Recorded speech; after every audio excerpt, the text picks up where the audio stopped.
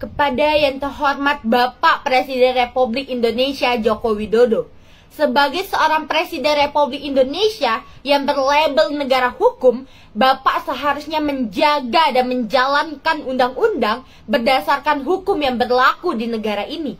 Bukan dengan merusak tatanan hukum dan memaksakan anak kandungnya menjadi calon wakil Presiden Republik Indonesia 2024. Terlebih lagi menggerakkan aparatur sipil negara dan kepala desa seluruh Indonesia untuk memaksa memilih anaknya menjadi wakil Presiden Republik Indonesia.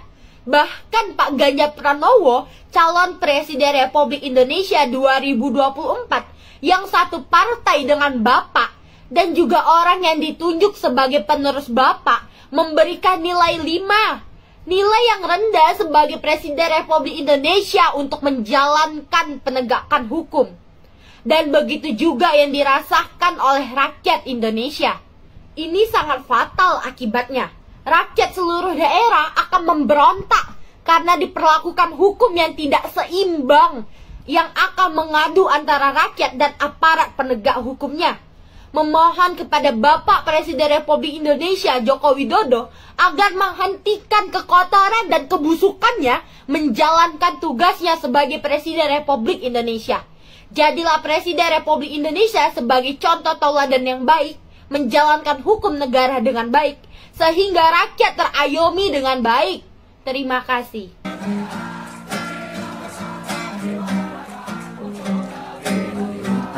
Mahasiswa rakyat miskin kota bersatu padu rebut demokrasi, gegap gempita dalam satu suara demi tugas suci yang mulia.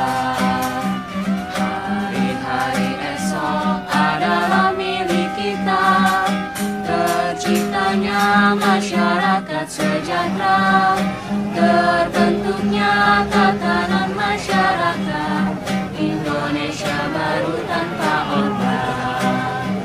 Marilah kawan, mari kita kabarkan, di tangan kita tergenggam arah bangsa. Marilah kawan, mari kita nyanyikan sebuah lagu tentang pembebasan di bawah kuasa tirani. Ku susuri garis jalan ini, berjuta kali turun aksi, bagiku satu langkah pasti.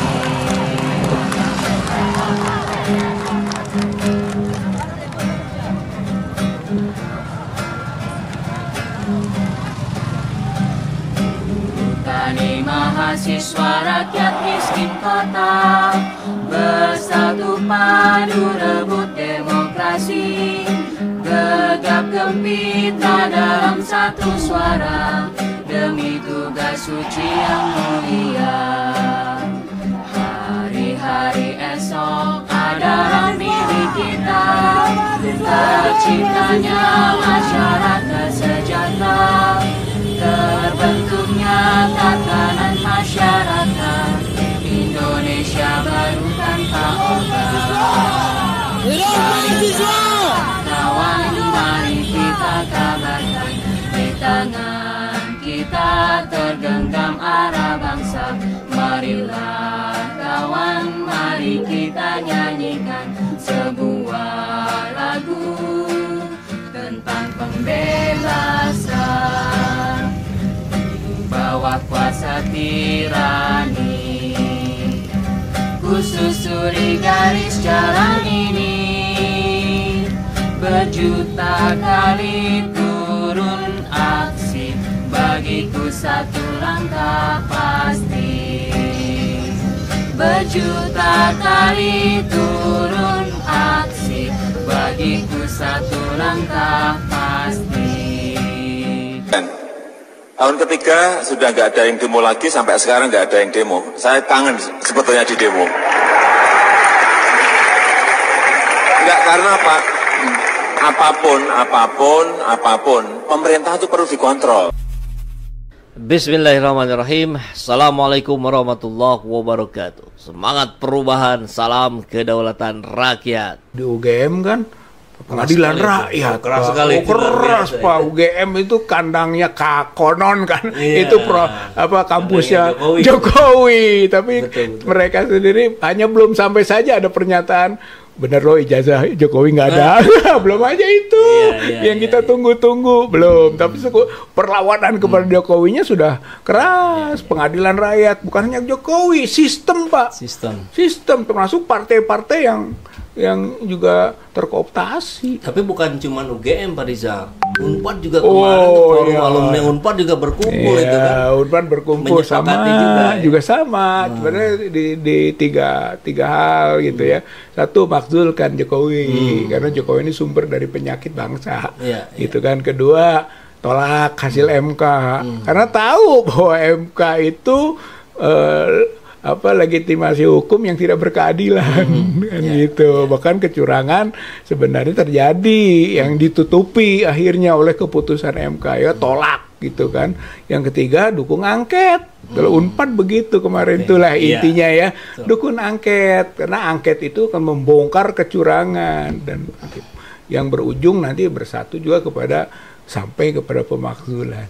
Oke Pak Rizal, kalau setelah kampus-kampus bicara, sivitas akademika bicara ke publik, ini kira-kira dalam pandangan Pak Rizal akan berdampak atau berpengaruh sampai kapan nih sehingga mahasiswanya juga bergerak gitu? Ya itulah, jadi sekarang juga kan kita menunggu, sekaligus juga sudah ada sinyal bahwa mahasiswa juga nggak diem katanya, hanya dia mengatakan tidak mau terlibat dalam proses yang berkaitan dengan elektoral, kan begitu Pak. Sekarang udah selesai nih sampai sini, sampai putusan MK selesai itu proses pemilu pilpres. Silahkan sekarang gitu kan.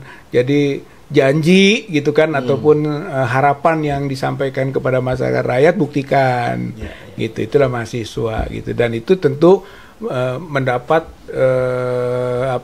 ruang yang lebih longgar dari kampusnya karena kampus tadi punya suara moral yang sudah disampaikan. Berarti nanti dari UGM, dari Unpad, dari TB, dari UI atau dari kampus-kampus lain itu welcome. Harusnya lebih dahsyat ya. Lebih dahsyat. Karena kalau dulu kan kejar-kejaran itu aktivis mahasiswa sama kampus mata kuliah itu. Sekarang kalau sekarang kan bisa jadi yang ikut demo saya kasih A.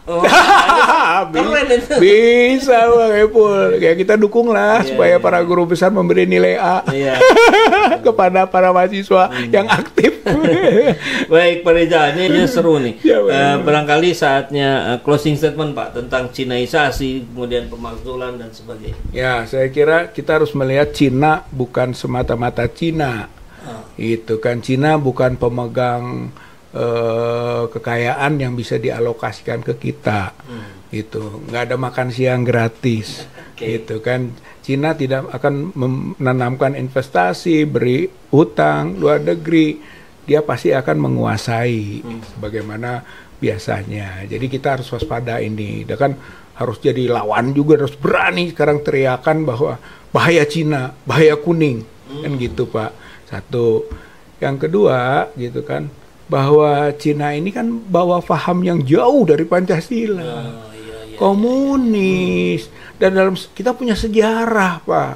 Sejarah 48 komunis, sejarah 65 komunis, dan 65 komunisnya Cina, gitu. Cina yang aktif gitu kan mensupport PKI, gitu. Nah PKI sekarang sudah bubar, tapi kata dia masih tetap ada tanpa bentuk, kan gitu. Atau orang menyebut juga neo PKI, gitu kan. Waspadai. Ya selama Cina masih ikut mendominasi negeri, semua kekuatan yang berbau komunis dia akan dukung, gitu. Jadi masih rawan bahaya laten komunis itu. Tapi sekarang rezim seolah-olah udah nggak ada komunis. Cina juga udah tidak lagi menanamkan paham komunisnya, sudah kapitalis, sudah liberalis, gitu kan. Ya itu sebetulnya dia tertipu oleh manuver Cina. Yang datang ke negeri kita, yang datang ke istana, dulu nggak ada partai komunis Cina. Ya itu mungkin negara G2G, negara dengan negara.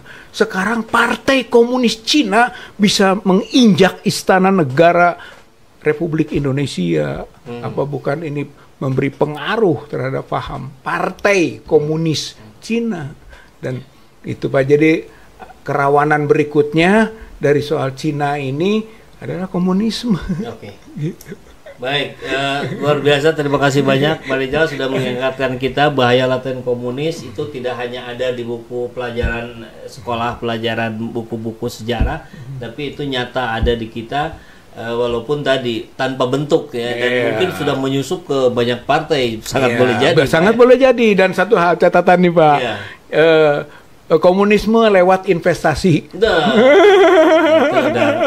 Udah sulit lagi ngelawan. Sulit lagi ngelawannya, kita lagi mengap-mengap investasi. Komunisme masuk di situ.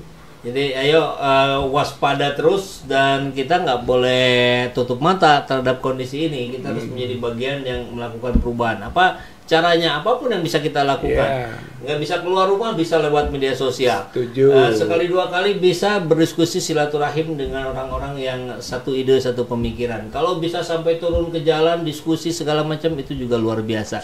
Yang penting kita tidak tinggal diam, begitu Pak Rizal. Iya, setuju Kang Epul. Sami-sami Kang Epul.